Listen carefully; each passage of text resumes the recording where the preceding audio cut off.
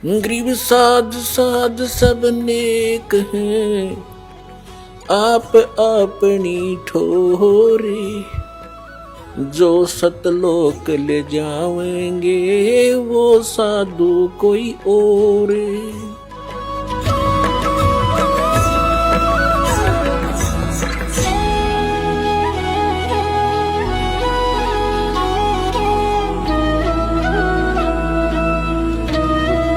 अब वो परमात्मा उसका नाम और क्लियर किया है।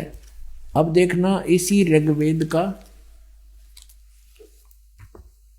ऋग्वेद जो आर्य प्रतिनिधि सभा के द्वारा ही प्रकाशित है, उसी को हम पढ़ रहे हैं। ये यहाँ से प्रकाशित है, ये आपको पहले भी दिखाया था। बार बार ये दिखाना अनिवार्य है कि देखो भ्रमित ना कर दिया आपने कि वो अपने घर की बना रहा होगा। ऋग्वेद मंडल नंबर 9 सूक्त 96 पा गई बाम 96 पे, पहले 86 82 सूक्त पढ़ा था 9वें मंडल का। अभी 16वें श्लोक में कहा है 96 ऋग्वेद मंडल नंबर 9 सूक्त 96 मंत्र 16 में, गुहम माने गुप्त, रहस्य में, चारु माने श्रेष्ठ, नाम माने नाम। ये तो हम पढ़ सका आराम से। इन्होंने कुछ अपनी हिंदी भी कर रखी है। चारु माने श्रेष्ठ, गुहम माने सर्वोपरि रहस्य यानी सबसे गुप्त, और नाम माने नाम।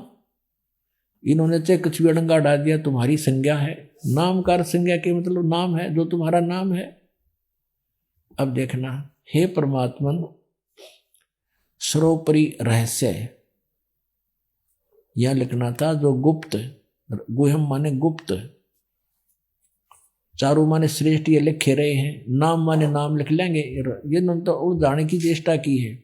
जो तुम्हारी संज्ञा है, जो हे परमात्मा जो आपका रहस्य में गुप्त श्रेष्ठ नाम है, आप उसका ज्ञान कराए। है कोई इसमें उनका के दुर्वेद पढ़ना है, इब्ता हमने अक्सर आगे इनका दुर्वेद भी पढ़ दिया। यजुर्वेद को कहा कर दे दुर्वेद। अब वो हमारे लिए तो उंगलियां पाओगे, ये ज्ञान हमारे को परमात्मा ने पहले दे रखा है। हे परमात्मन सर्वोपरि रहस्य यानी आपका विशेष रहस्य वाला यानी गुप्त, जिसको किसी ने ना बेरा, वो श्रेष्ठ, नाम माने नाम, आपका जो नाम है आप उसका ज्ञान कराएं। आप उपासक लोगों से स्तूयमान हैं, स्वाभाविक शक्ति से युक्त हैं, विद्युत के समान ऐश्वर्य के सम्मुख प्राप्त कराइए। हमको प्राणों की विद्या का वेता बनाइए। हे सर्वशक्ति संपन्न परमेश्वर, हमको इंद्रियों के नियमन का ज्ञाता बनाइए। अब यहां देखिए, अब 17 में, इसमें 16 में पूछा है आप अपने श्रेष्ठ नाम का हमें ज्ञान कराएं। इतनी सी बात। 17 में वो नाम बताया है, क्या लिखा है, शिशुम जगानम हरियंतम मर्दंती शुभंती वहीने मरुतो गणेन, कबीर गिरभी, कबीर गिरभी कावेना और कबीर संत सोमह पवित्रम अत्यति रेभन। इनके द्वारा हम ये लेते हैं, इन्होंने क्या किया है, इस कबीर का अर्थ ऊपर लगा हुआ है, यू यहाँ लगेगा, पढ़ेंगे अलग करेंगे संधि छेद में। तो इन्होंने कर दिया इसका तो कवि कर दिया, गिर भी माने वाणी द्वारा। हम इसको नौका में लिख दें, वो कबीर वाणी द्वारा। गिर भी माने वाणी द्वारा और कबीर माने कबीर, कबीर वाणी द्वारा। अच्छा, रेभन माने ये देखिए, रेभन सन गर्दता हुआ, और काव्यन कविताओं से, कविताओं माने जैसे लोकोक्तियों के माध्यम से, शब्दों के माध्यम से, दोहों के माध्यम से, चौपाइयों के माध्यम से वो परमात्मा अपना ज्ञान सुनाता है। इन्होंने एक और चतुरता कर दी है, यूं तो कबीर गिर विकारत ये कर दिया कवि लोग वाणी द्वारा, यह लिखना था कबीर वाणी द्वारा। और इस कबीर का अर्थ नहीं करा, इस कबीर का लिखना था वो कबीर देव है, उसका नाम कबीर देव है। ये देखिएगा, आप पूरा देख सकते हैं, पीछे देखना और पीछे देखो अच्छी तरह। अब इसमें आप संस्कृत देख सकते हैं। ये एक कबीरता इन्होंने लिख दिया यहाँ पर, और इस कबीर का कित अर्थ निक रखा। ये संस्कार शिशुम जज्ञानम हरियंत मर्जंती शुभंती मरुत वहीन गणेन कबीर गिरभी। इस कबीर गिरभी आड़ा कर दिया, कबीर गिरभी। काव्यना, यू काव्यना भी लिख दिया, काव्यना, और सोम भी लिख दिया, और यू संत भी लिख दिया, सोम, पवित्रम भी लिख दिया, अतेती भी लिख दिया, रेभन भी लिख दिया। यू कवि छोड़ गए कबीर, क्योंकि ये दोबारा लिखते ही क्लियर हो जाता है। यहाँ पर इन्होंने चोर चुराई तुमड़ी गाड्डे पानी में, वह गाड्डे वह ऊपर आवा सच्चाई छनी ना। अब इसका क्या अर्थ बना, ये दास बताओगा। शिशुम जगानम, हे परमात्मा, जो शिशु रूप धारण करके अपने जो लीला आप करते हो, तो शिशु जगानम यानी आप जानबूझकर अपनी सूझबूझ से शिशु रूप में प्रकट होते हो। हरियंत माने यानी मानव के रूप में, मानव के बच्चे के रूप में। और आप मर्जंती शुभंती वहीन मरुते गणेन, और कबीर गिरभी कावेना, कबीर अपनी महिमा की वाणी को आप अपनी कबीर वाणी द्वारा, कबीर गिरभी, कबीर ये इन्होंने इस कबीर गिरभी का लिख दिया वाणी द्वारा, हम लिखते कबीर वाणी द्वारा। और कावेन, कावेना, कावेन नहीं, हाँ कावेन, कावेना, कावेना माने कविता से, शब्दावलियों के माध्यम से, दोहों के माध्यम से गरजते हुए ऊंची आवाज में बोलते हो, आवाज लगा लगा कर अपनी महिमा का की वाणी सुनाते हो। अब इसका, और जिससे मरुता माने विद्वान लोग, गणेन माने समूह, ये होता है गणेन समूह, और वहीन माने उस गतिशील परमात्मा का गुणों के, गण माने होते हैं समूह, गणे आदमी इकट्ठे हो जाए, मरुत माने साधक। इसका अर्थ ये है कि वो परमात्मा जब कबीर, यू कबीर देव संत रूप में, वो अमर परमात्मा संत रूप, कबीर साहब, कबीर नाम उसका, संत या ऋषि रूप में जब प्रकट होता है, शिशु रूप धारण करके जब वो बड़ा होता है, तो अपनी महिमा की वाणी कबीर वाणी के द्वारा, कबीर गिरभी, गिरभी माने वाणी द्वारा, और काव्य ना माने कविताओं से, कविताओं के माध्यम से, और ऊंचे स्वर में गरज गरज कर बोलता है।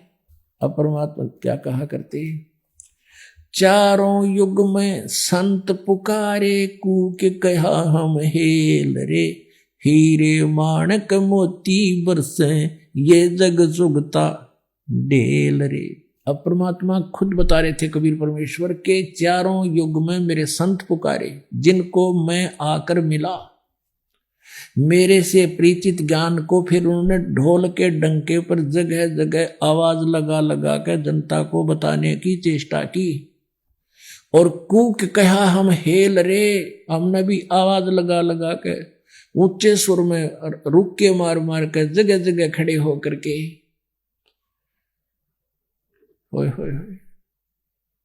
वेद तो कहते हैं वो परमात्मा ऐसी लीला करता है कि अपने सतलोक से चलकर आता है एक कवि, वो एक गुरु रूप में उपदेशक बनकर, वो कबीर देव अपनी कबीर वाणी के माध्यम से और ऊंची आवाज में खड़ा होकर, कहीं भी खड़े हो जाते थे परमात्मा, जैसे बाजीगर तमाशा दिखाते हैं, पहले डुग डुगी बजाते हैं, परमात्मा ऐसे कहीं खड़े हो जाते थे। एक इकतारा रखते थे, कभी कभी इकतारा, उसमें एक तार होता था, और उसको ऐसे बड़ी गजब की टून लगा देते थे। आसपास के राह चलते वहां खड़े हो जाते थे, चौराहे पर खड़े हो गए, कहीं पर भी रास्ते में खड़े हो गए, गांव नगर के अंदर, तो 150 व्यक्ति आकर खड़े हो जाते थे। परमात्मा फिर अमरवाणी बोला करते थे, मानुष जन्म दुर्लभ है, ये मिलन बारंबार, जैसे तरवर से पत्ता टूट गिरे, वो बहोरे ना लगता डार। तो वहां परमात्मा आप गान लाग जाते, आसपास आदमी बैठ जाते आकर के, चुप चुप चुप बैठ कर, और सैकड़ों की संख्या हो जाती, और 2-2, 3-3 घंटे परमात्मा अमृत वर्षा करते अपनी प्यारी आत्माओं पे, और उनको न्यो भी नहीं पता चलता कितनी देर होगी।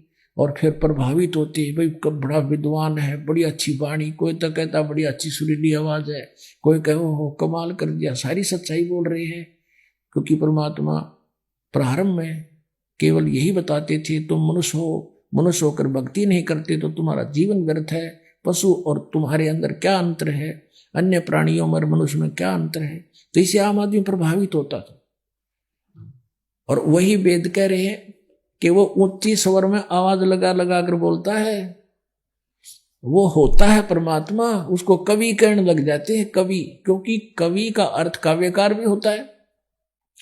और वो परमात्मा का असली नाम है कबीर देव। उसको कवि समझ लो, उसका नाम कवि है। हम उसको कबीर कहने लगे, वेद उसको कबीर देव कहते हैं, हम कबीर साहब कहने लगे। तो वो कवि है कि वो अपने उच्चारण को, अपने ज्ञान को कविताओं के माध्यम से बोलता है।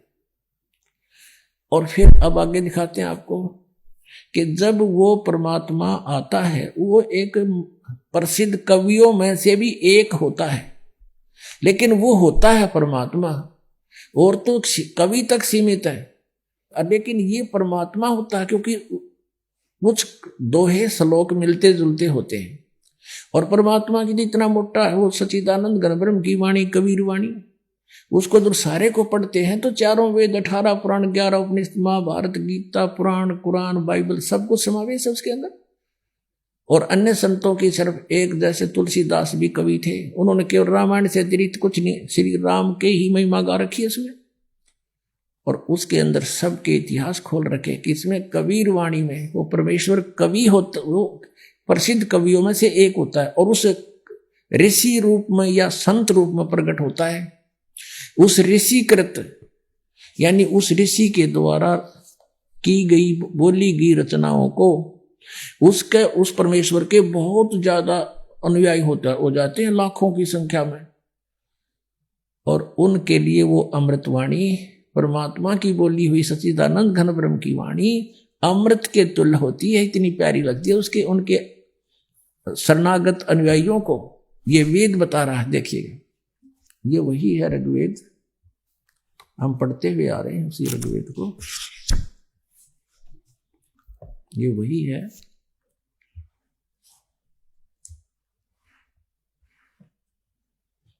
अब हम यहां आगे हैं, ऋग्वेद मंडल नंबर 9 सूक्त 96 16 में तो ये कहा कि आप पढ़ाओ श्रेष्ठ नाम। अब आपका जो गुप्त है वो श्रेष्ठ नाम बताइए। और इसमें स्पष्ट लिख दिया कि वो 17वें में शिशु जज्ञानम हरियंतम मर्जंती सुबंती वहीन मरुतो गणेन कबीर गिरभी काव्यना। वो कबीर संत सोम, वो कबीर नाम है उस परमात्मा का। और वो अमर परमात्मा ऋषि या संत रूप में प्रकट होकर के अपनी वाणी को, काव्यना पवित्र वाणी को, अति रेभन, अत्यति यानी बहुत, रेभन माने गर्जता हुआ, ऊंची आवाज में बोलता है। इन अनुवाद में गड़बड़ करनी थी।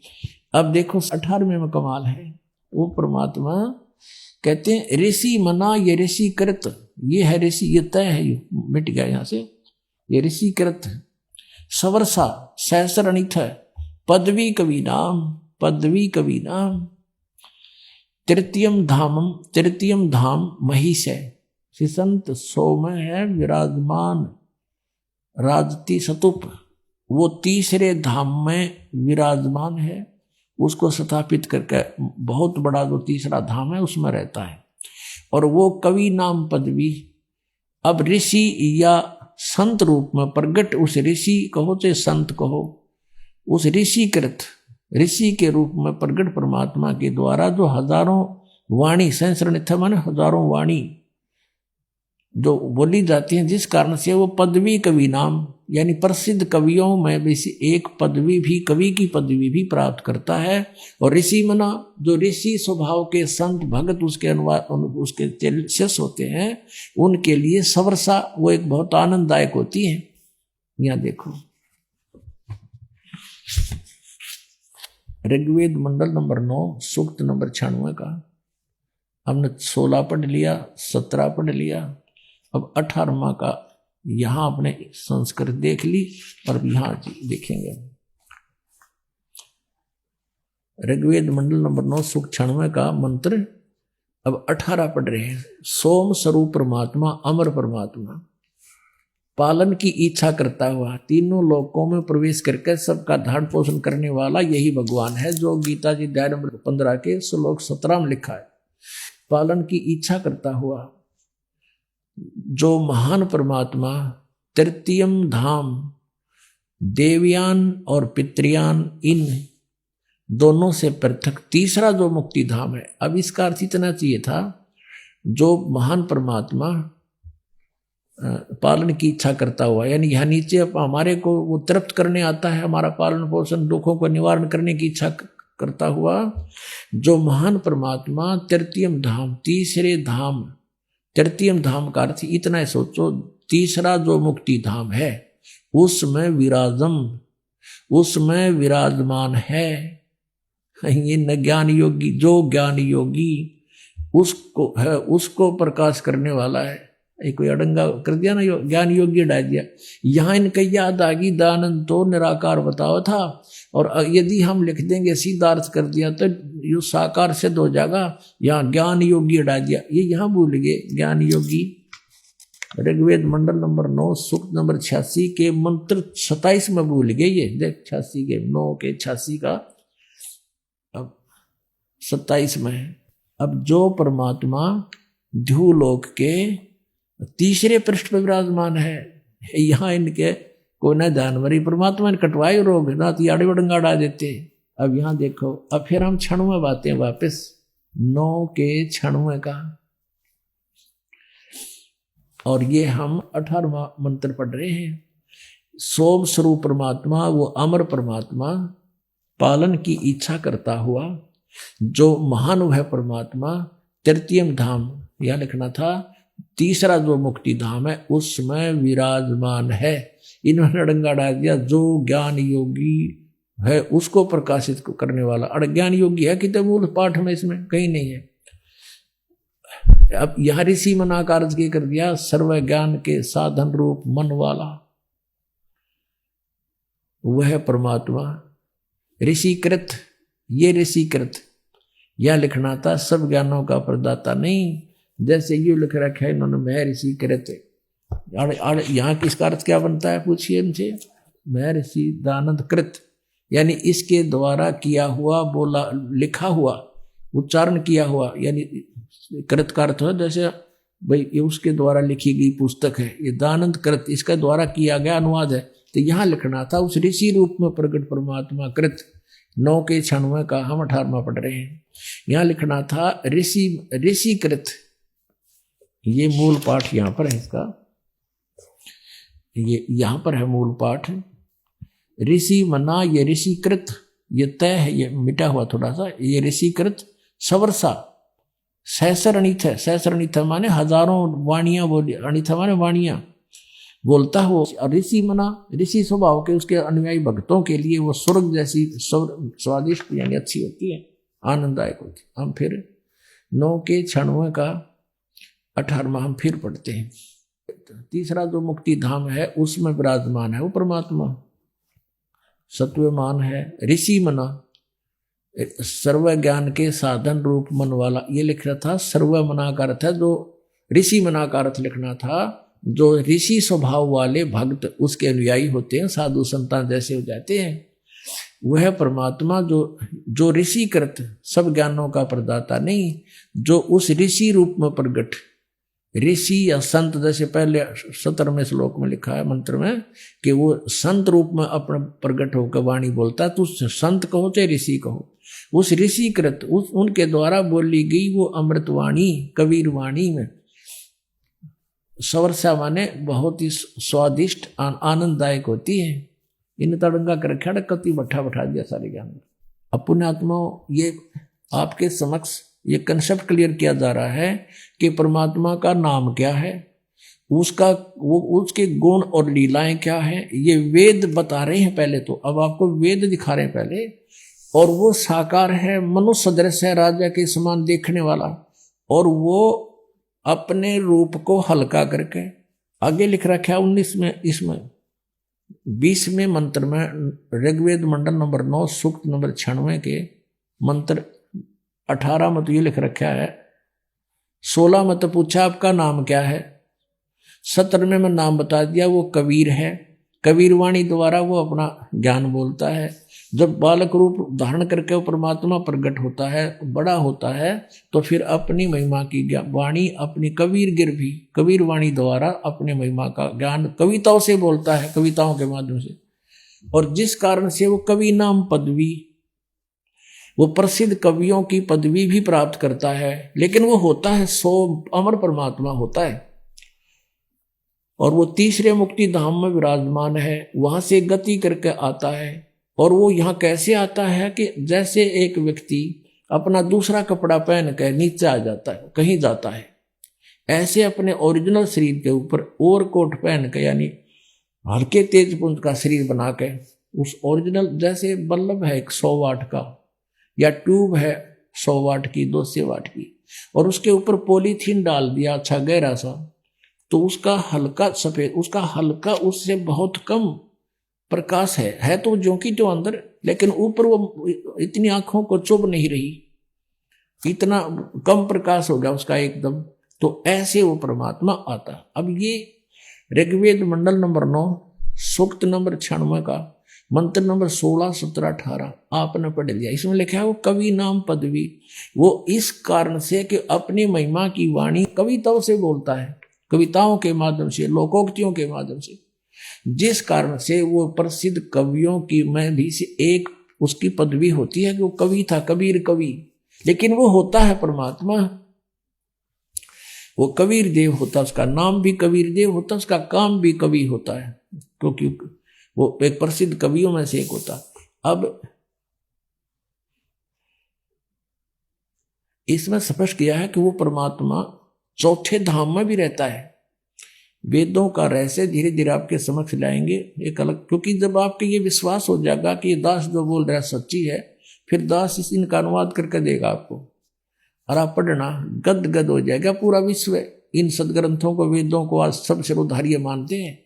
कोई भी व्यक्ति विश्व में नहीं है तो ये कह दे वेदों में गलत लिखा है। किन को छोड़कर? इन राधा स्वामी वाला ने छोड़ के।